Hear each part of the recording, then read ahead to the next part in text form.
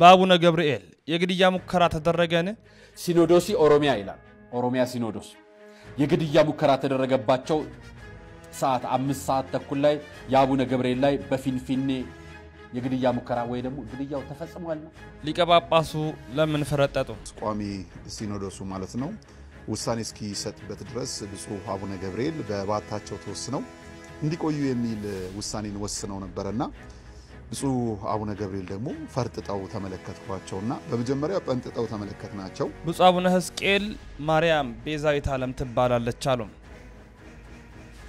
የዓለም ቤዛ የዓለም መድኃኒት የሆነውን መሲህ ኢየሱስ ክርስቶስን የዓለምንም ምክንያት ጽንሳ የወለደችና አጥብታ ያሳደገች አዝላ የተሰደደች በዕለተ ዓርብ ከመስቀሉ ስር ሆና እንባዋን ያፈሰሰች በቦሌ መድኃኔዓለም በትናንትና ምሽት ምን ተፈጠረ ቦሌ መድኃኔዓለም አካባቢ እጅግ የሚያስደነግጥና ህንጻ የሚያንቀጠቅጥ መብረቅ ተከስቶ ነበር በሰርጉ ዕለት ያለቀሰው ኦርቶዶክሳዊ ወጣት እናቴ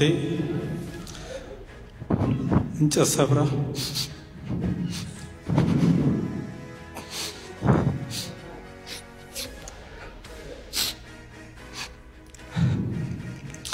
ጎመን ሸጣን ያሳደገች ብፁዕ አቡነ በርናባስ ስለ ፍኖተ ጽድቅ ተናገሩ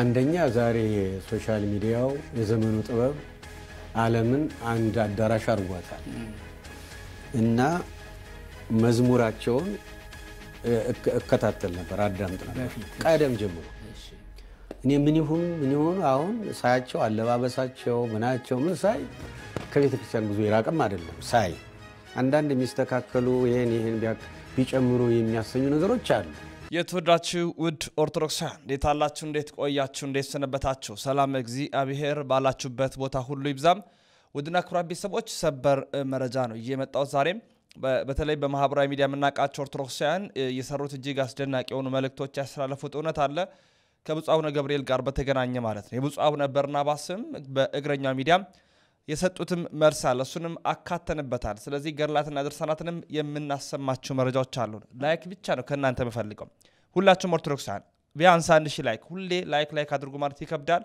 ኦርቶዶክሳውያን ባካችሁ ላይክ በማድረግ ጀምሩልኝ ቢያንስ ከ1-2000 በላይ ላይክ ቢኖረው በጎ ነው በያስባለሁ ምክንያቱም መልእክቱ ለመላው ዓለም እንዲዳረስ ማለት ነው ወደ መረጃችን በቀጥታ መራ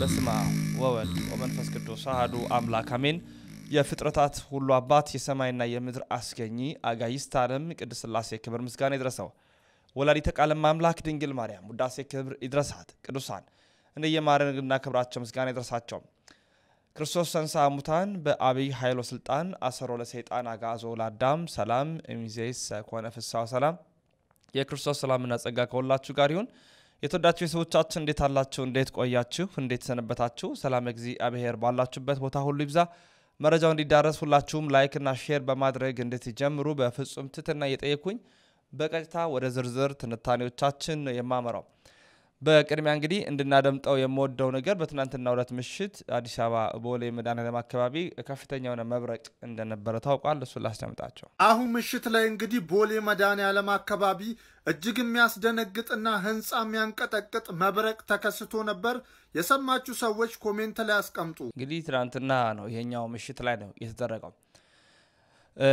እንደ በጣም የገረመኝና የወደድኩትን አንድ ቪዲዮ ላጋራላችሁ የሰርጉ ዕለት ነው በጣም በሐዘን በእንባ ተሞልቶ እናትና አባቱን ያከበረውን አንድ ወጣት ነው ማሳያችሁ መንክር ሚዲያ በጣም ደስ የሚያሰኝ ወንድማችን በቀርበም ዝማሬ ማውጣቱ ይታወሳል አባቴ ገበሬ ነው እናቴ ደግሞ በብዙ መከራ ውስጥ ነው እኔን ያሳደገችኝ ይያለ በሰርጉ ዕለት ያነባ አንድ ቪዲዮ አጋርቶ ነበር በጣም የወደድኩት ስለሆነ እና የአብዛኛዎቹ የኢትዮጵያን አኗኗርም ስለሆነ ተከታትለን እንመለስ እናቴ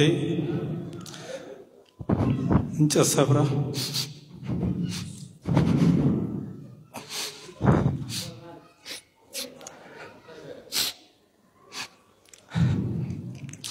ጎመን ሸጣን ያሳደገች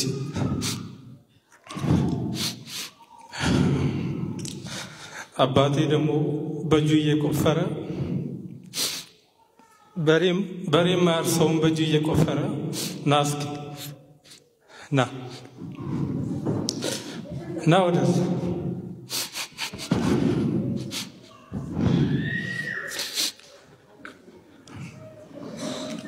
ና እንጂ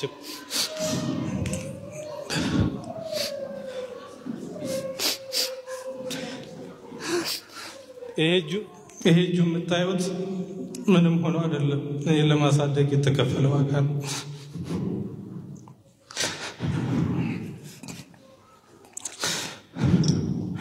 እናቴም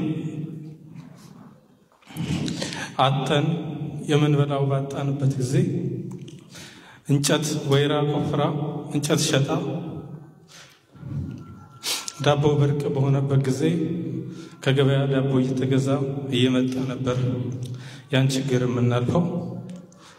ዛሬ በዚህ ሁሉ ውጣ ውረድ ውስጥ ነው እዚህ ጋር ደርሼ ከዚህ ለምስጋና የበቃሁት ለዚህ ፕሮግራም የበቃሁትና ለዚህ ሁሉ ዋጋ የከፈሉልኝ እናትና አባቶቼ ናቸው።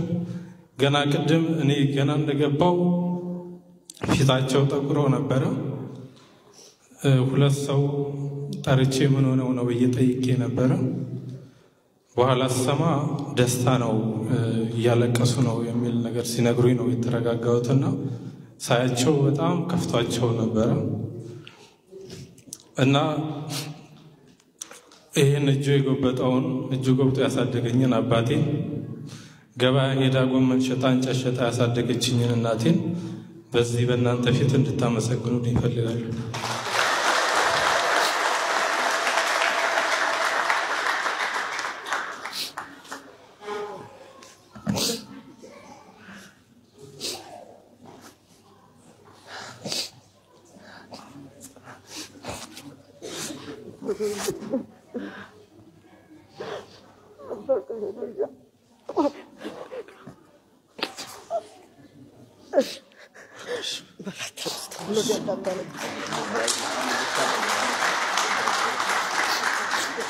እንግዲህ የሰርጉ ቀን ነው። እናትና አባቱን ወደ መድረክ ጠርቶ መንክር ሚዲያ ነው።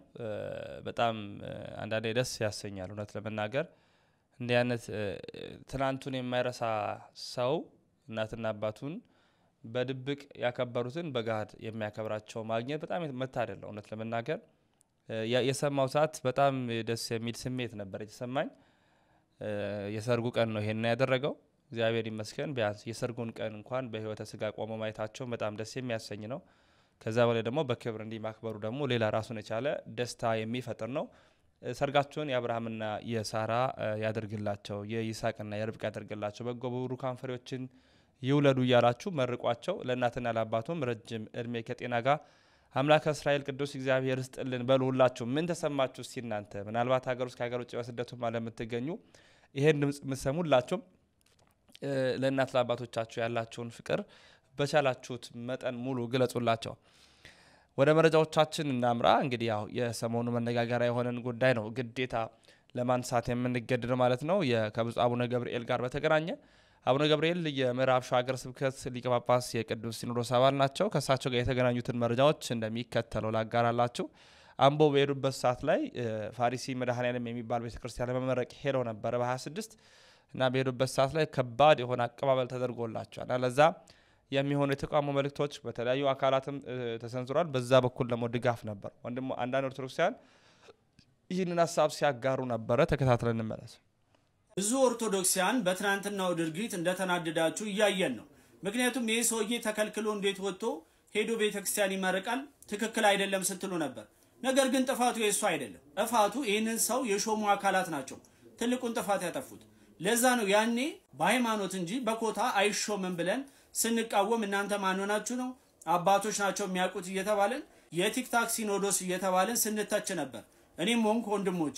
ነገር ግን ጉዳቱን አያችሁ አይደል? ያኔም ቢባሉ ኖሮ ዛሬ ላይ እንደዚህ አይነት ነገሮች ባልተፈጠሩ ነበር።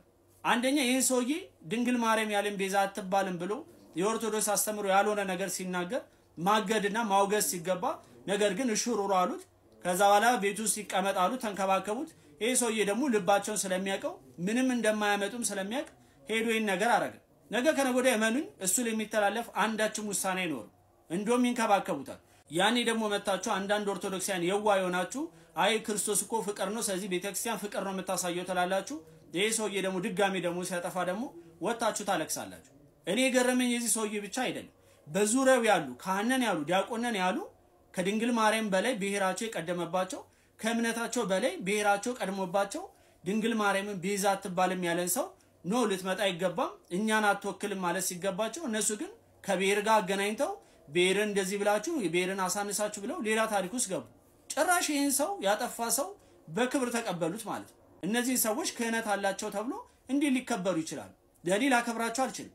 ምክንያቱም እምነቱን የማያስከብር ዲያቆንም ሆነ ካህን ለምን ጳጳስ አይሆንም? አልቀበለው። እምነቱን ሲያከብር ነው እኔ ላከብረው የምችለው። ስለዚህ ኦርቶዶክሳውያን አሁንም ቢሆን ሁሌ እንደምለው መፍትሄ ከቤተ ክህነቱ አትጠብቁ። ምንም የተሻለ ነገር ምን ሰማው ነገር የለም። ይሄንን ስላችሁ እነሱን ናቁ ጣሉ እያልኩ አይደለም። ነገር ግን ማወቅ የሚገባችሁ መፍትሄ የሚገኘው አንድም ከእግዚአብሔር አንድም ደግሞ እኛ ህብረት ስናደርግ ነው። ከዛ ውጪ ግን ቤተክርስቲያን ለሆነ አካል ሰጣችሁ ተስፋ አታደርጉ።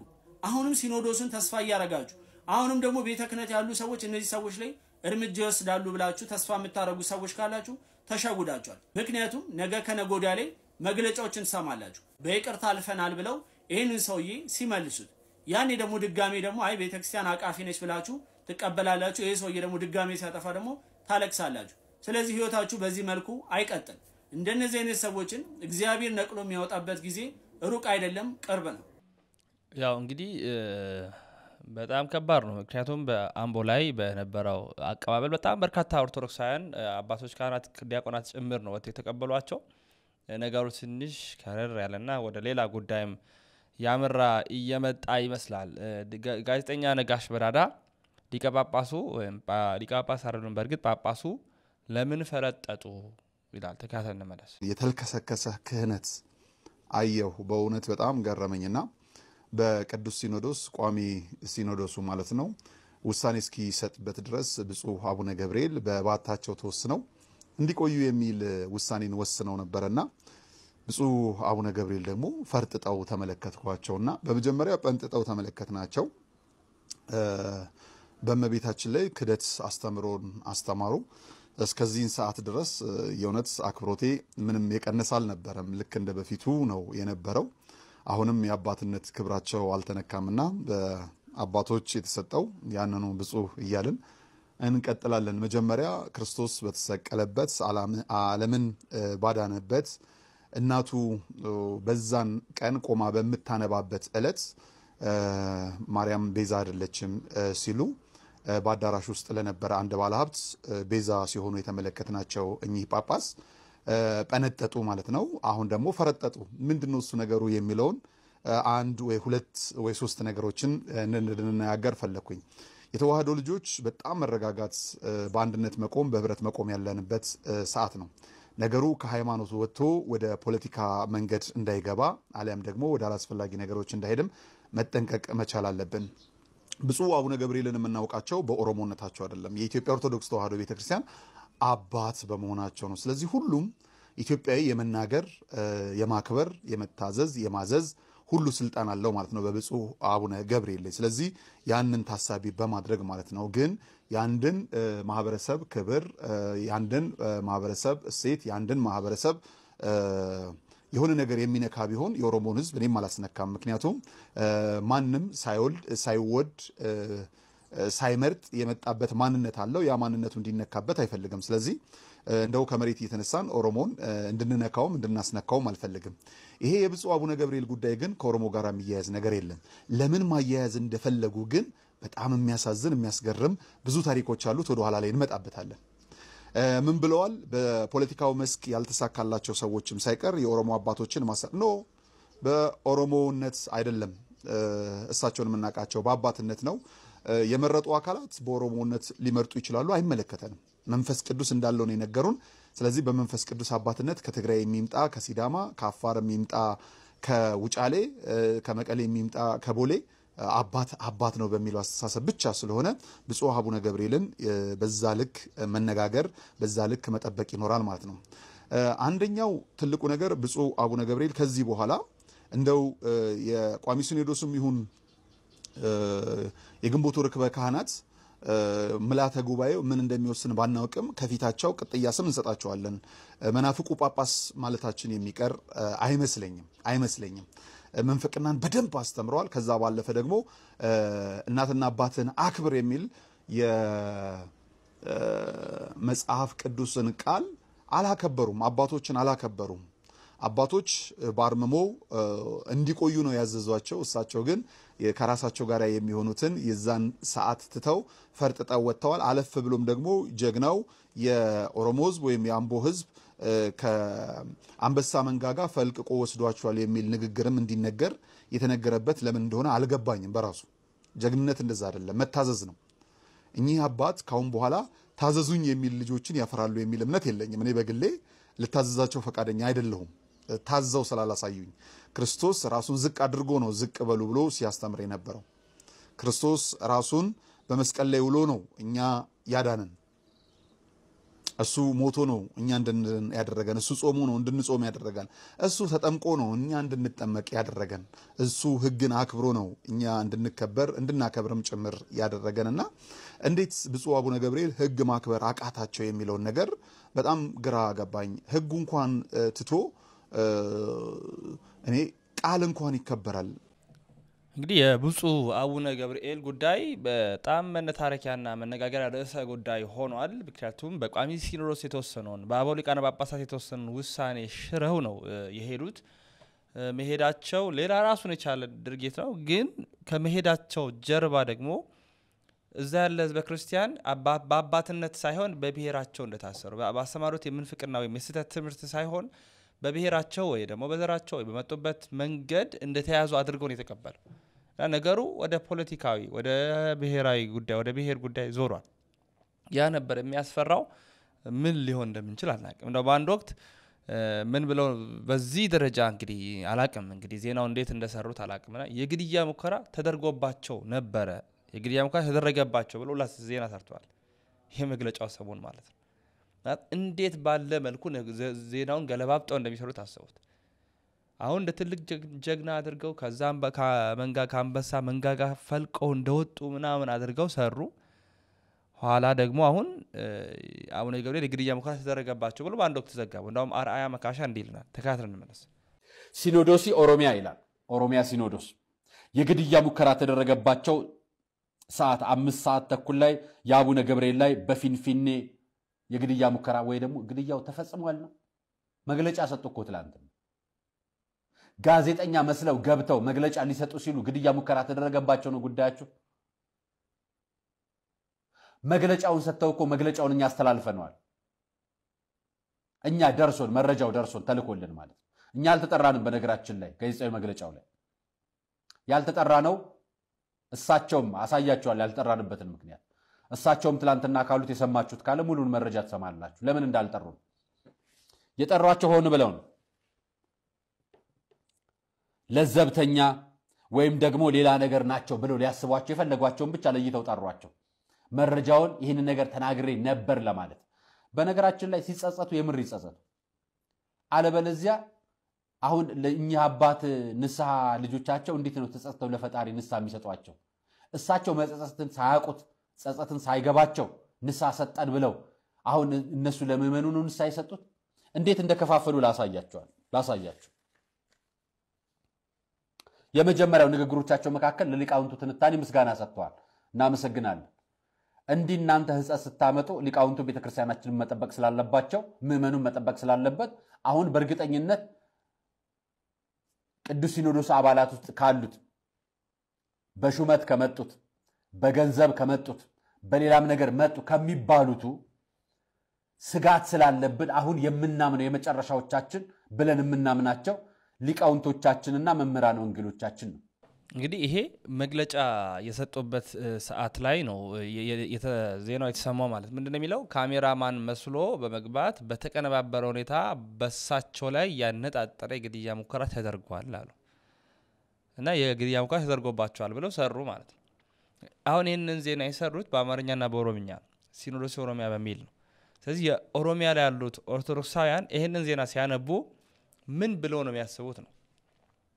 የተቀነባበረ ነው፣ እውነት ያልሆነ ነው፣ ፍጹም ስህተት ነው የጠሯቸው ሚዲያም ባለፈው ወቅት ዘግበንላችሁ ነበር እነ መንክርና ንቁ ሚዲያን የጠሯቸው እና የግድያ ሙከራ ተደርጎባቸዋል ብለው አዘግበው በሌላው አእምሮ ላይ የሚሳለው ነገር እጅግ ከባድ ይሆናል ከዛስ ደሞ ሄደው አምቦ ላይ ሲገቡ ደማቅ አቀባበል ተደረገላቸው ካንበሳ መንጋጋ ፈልቅቀው ወጡ ምናም ብለው አስነገሩ የአንበሳ መንጋጋ የሚለው ኢሜጅ ደግሞ ብፁዓን አበው ሊቃነ ጳጳሳት ቅዱስ ሲኖዶስ ላይ እንዲሳል ያደርጋል ማለት እና በምን አይነት ነገሩን እንዳዞሩት ይታያቸው ለማሳየት ነው ያመጣሁት በጣም ከባድ አሁን እየባሰ መጥቷል እና የኛ ነገር የሚያልቅ አይደለም በእውነት ብፁዕ አቡነ ሕዝቅኤል የከፋ ሸካቤን ችማጂ ሀገረ ስብከት ሊቀ ጳጳስ የቅዱስ ሲኖዶስ አባል አረጋዊ አባት እንዴ እመቤታችን እኮ ቤዛዊተ ዓለም ናት ብለው ያስተማሩትን ላስጨምጣቸው በአምላክነቱ እመቤታችን ድንግል ማርያም አዳኙን አስገኝታለች ቅድም ነው እንዳው ምን እንደሰሙ አላውቅም ልጆቹ ቤዛዊተ ኩሉ ዓለም ይሏት ነበር አይ ይሄንም ይክድ ይልምኩ ናት የዓለም ቤዛ የዓለም መድኃኒት የሆነውን መሲህ ኢየሱስ ክርስቶስን ያለምንም ምክንያት ጽንሳ የወለደችና አጥብታ ያሳደገች አዝላ የተሰደደች በዕለተ ዓርብ ከመስቀሉ ስር ሁና እንባዋን ያፈሰሰች አው ሰው ሁሉ ትንሣኤን አከብራለሁ ፋሲካ ደረሰ እያለ ለፋሲካው ሲዘጋጅ አው የኔ ፋሲካ በመከራ ሆነ ሌላው ደስታውን ሲያይ የኔ በለቅሶ ሆነ እያለች ሐዋርያትን እየጠየቀች ገንዘብ ሰጣችሁ ማርያም ተሳናችሁ አንድ ልጅን እያለች አው ገንዘብ ቤዛ ነውና ገንዘብ አስቸጋሪም ነውና ሃይማኖትንም ያስክዳልና ሰውንም ያስገድላልና አው ገንዘብ ሰጥተህ አንተ ጴጥሮስ ከሁሉ አብልጭ እወድሃለሁ እያልክ ትመካ ነበር እሱም ተናግሮብሃል አው ስልሰት ክህደኒ ዘንበለ እንቁ ዶሮ ሳይጮህ 3 ጊዜ ትክደኛለህ ያለው በአንተ ላይ ተፈጸመ እናንተ ሐዋርያት ገንዘብ አታችሁ ነው አንድ ልጅ ወደ መስቀል ላይ ሲወጣ ዝም ማለታችሁ እኛ ተላልፈን እንሞት አትሉም በእነሱ ሞት ዓለም የማይድን ሆኖ ነው ዓለም የሚድነው የቆሰለው ዓለም የሚፈወሰው በክርስቶስ ብቻ በእግዚአብሔር ብቻ ስለሆነ ነው ዓለም በእግዚአብሔር ድኗል አዳኙን ያስገኘሽ ደግሞ የሷ ስጋና ያዳነው ስጋ ከሰማይ አልወረደም ከሰማይ ይዞ አልመጣም ቅድመ ዓለም የነበረው ቃል ድህረ ዓለም የነበረ ስጋ በእመቤታችን ቃልና ስጋ ተዋህደዋል አው መለኮት የመለኮትን ሥራ ስጋ የስጋን ሥራ እስበሳቸው ሳይጣሉ መለኮት እሳት ነው ስጋውን ላቃጠል ሳይል በማህፀነ ማርያም ብዙ ታምራት ተሰርቶ ዓለም እንድድን የተደረገ እንደው ገና አስቀድማ እኮ በአምላክ ህሊና ታስባ የነበረች እኮ ናት እንደው እንግዲህ አደራሽ እንደው ሀፈሳሽ አይደለችም እንዴ በቀራንዮ የፈሰሰው ደም ማን ነው ስጋን የለበሰ ከሷ ነው የሷ ደም ፈሷል የሷን ስጋ አይደል እንዴ ተዋሃደው እምን በላው ምን ጠጣው ስጋ የማን ነው የሷ ነው ቤተ ክርስቲያኗ የቆመችበት መሰረቱ ማን ነው ኢየሱስ ክርስቶስ ነው ጉልላቱም መሰረቱም እግዚአብሔር ነው። መሬት በደም ታጠበች ስንል የማን ደም ነው? ከሷ የተገኘው ደም ነው። ስጋንም ነፍስንም ከሌላ አላመጣም። ለነፍስ ሌላ ቦታ የለም፣ ለስጋ ሌላ ቦታ የለም። ነፍስንም ስጋንም ከመቤታችን የተዋሃደው መናፍቃን እንደሚሉት አይደለም። መዝገበ ነፍሳት አለ ተዛምቶ ተዋሃደ። የአዳምን ስጋ ጠልቶ ይላሉ። የአዳምን ስጋ እንዴት ጠላ? የተዋሃደው የአዳም ስጋ አይደለም እንዴ? ኃጢአተኛውን ስጋ ነው አንጽቶ የለበሰው የተዋሃደው ዓለምን ያዳነበት። ዓለም በክርስቶስ ደም መፍሰስ ድኗል። ተሰዶ ነበር ተመልሷል። በሩ ተዘግቶበት ነበር ተከፍቶለታል። ነቢያትም ሙተዋል። ደማቸው ገነትን አልከፈተም። እነሱም ሲኦል ነበሩ። እግዚአብሔር ደም ነው። የብፁዕ አቡነ ሕዝቅኤል በረከታቸው በሁላችን ትደር። የከፋ ሸካ ቤንች ማጂ አህጉረ ስብከት ሊቀ ጳጳስ የቅዱስ ሲኖዶስ አባል ናቸው። የብፁዕ አቡነ በርናባስን ጉዳይ በተወሰነ ደረጃ ላስደምጣቸው። ፍኖተ ጽድቅ ሚዲያ ላይ አንድ የእርስዎን ፎቶ ጉብኝቶትን ማይቼ ነበረ። እሱ የጎበኙት አንዱ በኢትዮጵያ ኦርቶዶክስ ተዋሕዶ ቤተክርስቲያን ምዕመናን ዘንድ ከኦርቶዶክስ ተዋሕዶ መዝሙራት ውጪ የሆነ የሙዚቃ መሳሪያዎችን ሁሉ እያስገባ መዝሙሩን ከኦርቶዶክሳዊ ትውፊት እያስወጣ ነው ተብሎ ይታማል። ክርክሩም አለ ብዙ። አንደኛ ዛሬ ሶሻል ሚዲያው የዘመኑ ጥበብ ዓለምን አንድ አዳራሽ አድርጓታል እና መዝሙራቸውን እከታተል ነበር፣ አዳምጥ ነበር ቀደም ጀምሮ። እኔ ምን ይሁኑ አሁን ሳያቸው አለባበሳቸው ምናቸው ምን ሳይ ከቤተ ክርስቲያን ብዙ ይራቅም አይደለም። ሳይ አንዳንድ የሚስተካከሉ ይሄን ቢጨምሩ የሚያሰኙ ነገሮች አሉ። ግን ያለባበሳቸው የዜማው ጣዕም ምኑን ሳይው በጣም ያስገርመኝ ነበር። ሳላውቅ ማለት እኔ ሰውየው ምን ይሁን ማን ይሁን እነሱ ምን ይሁኑ ማን ይሁኑ አላውቅም። ብቻ አንተ እንዳልከው በአንዳንድ ሚዲያዎች ሲነቅፉት አይነበረ ይወጣ ነው እንዲህ ያለ ነው የሚሉ አይነበር። ግን በአብዛኛው ደግሞ ሳይ ጳጳሳት እዚያ ሄደው ሲባርኩ ሲመርቁ ሲሉ ደግሞ አያለሁኝ። አሁን ግን ዘንድሮ በጣም በሚገርም ሁኔታ ይሄ እንደዚህ እንደናንተ ስቱዲዮ አለ አይደለ?